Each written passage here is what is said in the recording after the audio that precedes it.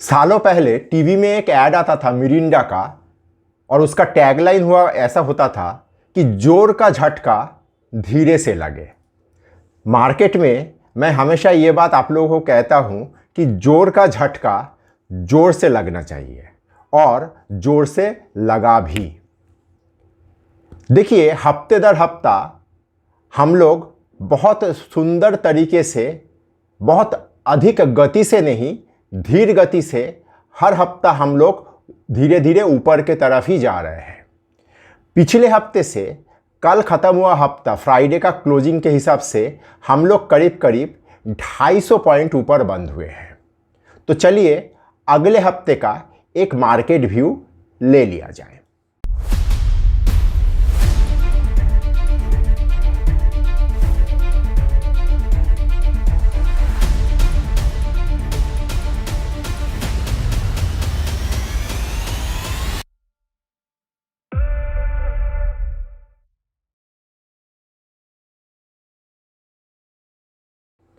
देखिए, हम लोग पिछले 5 हफ्ते से हर हफ्ता ऊपर ही बंद हुए जा रहे हैं और गुरुवार रात को यूएस में जो डेटा वगैरह आया है उसके चलते फ्राइडे में जो विस्फोट हुआ है, मोमेंटम मार्केट में इस तरह का विस्फोट स्वाभाविक है और आता है और आना भी चाहिए।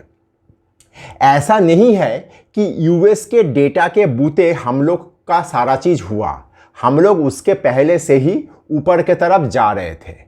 यूएस का डेटा का सिर्फ वो होता है ना, वो स्पेस रॉकेट में जो सैटेलाइट लॉन्च व्हीकल में बूस्टर रॉकेट होता है, यूएस का डेटा हम लोगों का मार्केट के लिए एक बूस्टर रॉकेट के तरह काम किया है मात्र।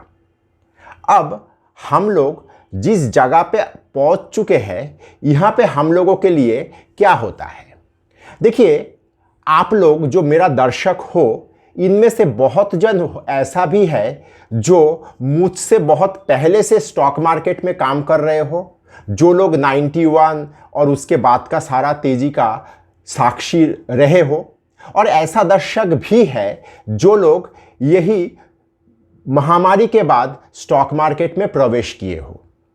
जो लोग महामारी के समय मार्केट में आए हो, उन लोगों के लिए मैं एक चीज़ कहना चाहता हूँ कि आप लोग सही मायने में ढंग का बुल मार्केट आप लोग देखे ही नहीं हो, और हम लोग भी ये दावा नहीं कर सकते कि हम लोग ढंग का बुल मार्केट देखे हैं।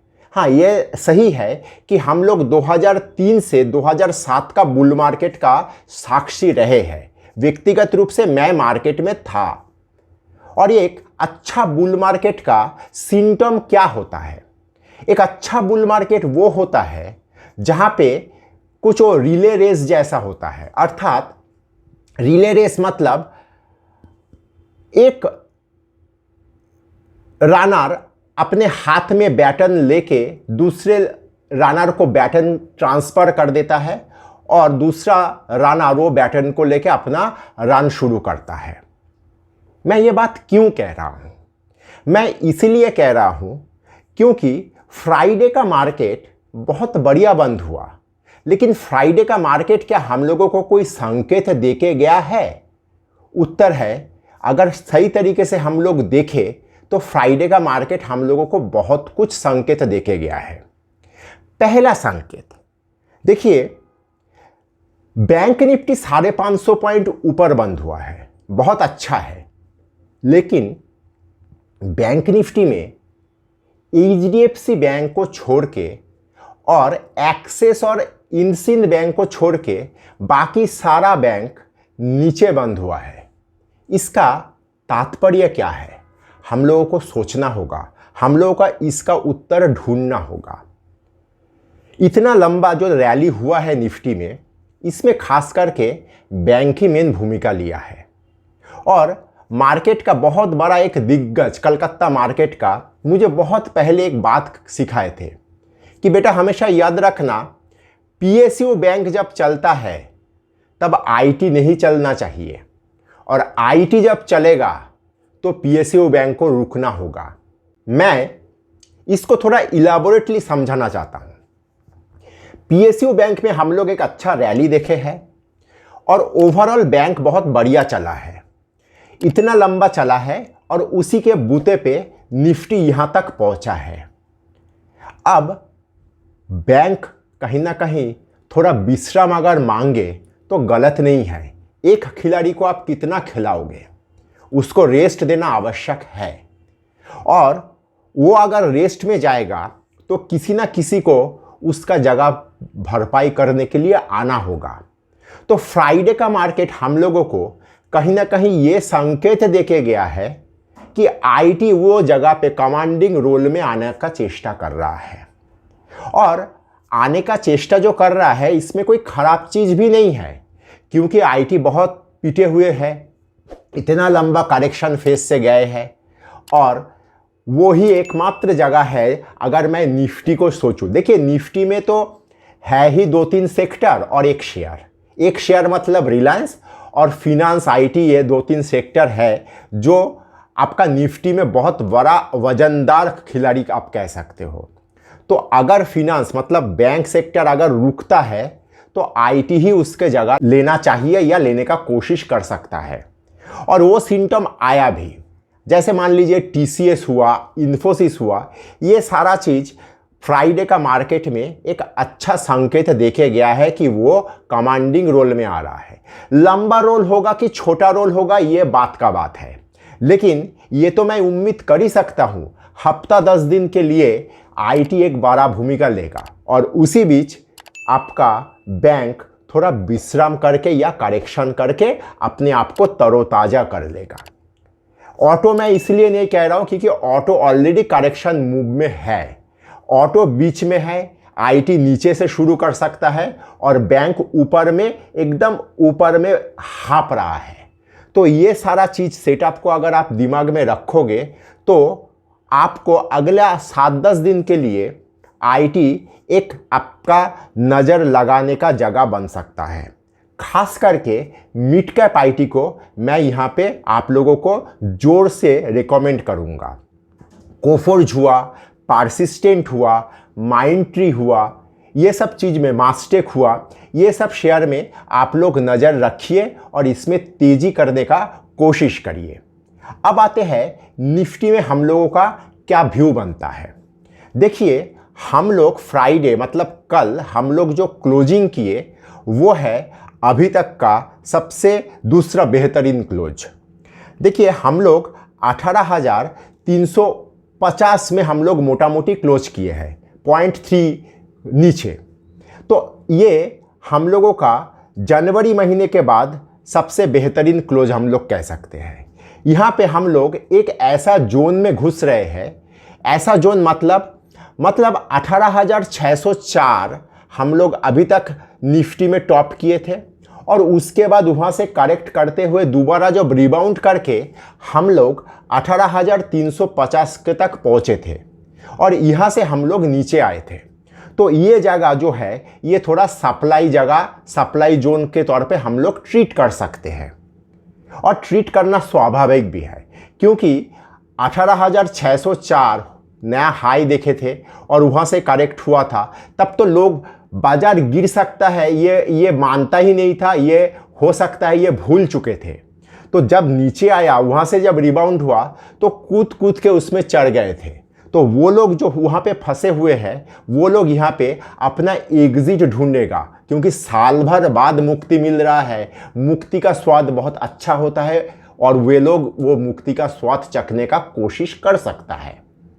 तो हम लोग इस जगह पे मार्केट में एक हल्का फुल्का सप्लाई एरिया सोच सकते हैं, और इस जगह को मार्केट अगर आईटी के बूते या किसी दिन किसी एक बैंक के बूते, मान लीजिए किसी दिन एक मतलब आईसीआईसीआई बैंक एक कमांडिंग रोल में आ गया, किसी दिन इंसिंध बैंक कमांडिंग रोल में आ गया, ये सब चीज़ के बूते अगर हम लोग 18,604 के ऊपर चले जाए तो हम लोगों के सामने के लिए बहुत बड़ा रास्ता खुल जाएगा।